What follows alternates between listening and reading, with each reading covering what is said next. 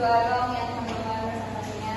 Di sini kami ingin mempresentasikan tentang resiko mengalami PTSD dan kasusnya.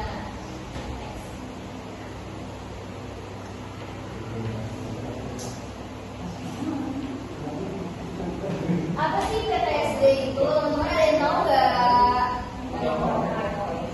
PTSD itu Post Traumatic Stress Disorder atau PTSD adalah gangguan mental yang terjadi pada seseorang karena mengalami kejadian traumatis seperti mengalami bencana alam, kecelakaan, terorisme, perang, pertempuran, pelecehan seksual, kekerasan dan sejenisnya.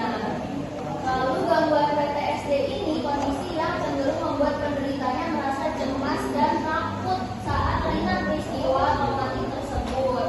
Namun beberapa penderita tidak menyadari bahwa dirinya mengalami gangguan mental ini.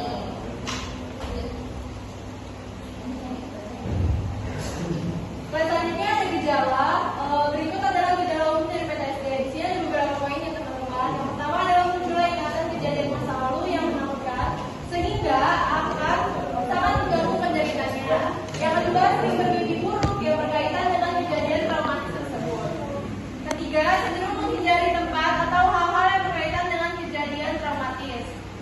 Selanjutnya ada stres dan sering muncul pikiran negatif. Selanjutnya ada sulit untuk tidur, merasa takut untuk bertemu orang lain, sulit berkonsentrasi, mudah terkejut, dan tidak berhasrat untuk melakukan kegiatan yang biasanya digemari. Lalu selanjutnya ada faktor resiko. Faktor resiko di sini ada pengalaman yang menakutkan tentang jumlah dan tingkat keparahan trauma yang telah terjadi. Terus mewarisi resiko kesehatan mental. Terus ciri-ciri kepribadian seperti kecenderungan temperamental. Terus cara otak mengatur bahan kimia dan hormon yang berlepasan sebagai respon terhadap stres. Nah, PTSD ini bisa menyasar segala usia. Namun beberapa faktor berikut dapat meningkatkan resiko seperti mengalami trauma yang intens, pernah mengalami trauma lain pada awal kehidupan seperti pelecehan pada masa kanak-kanak. Terus memiliki pekerjaan yang meningkatkan resiko terkena peristiwa traumatis seperti anggota militer kan disiksa tuh. Terus adanya masalah penyalahgunaan seperti minum alkohol berlebihan atau penggunaan narkoba.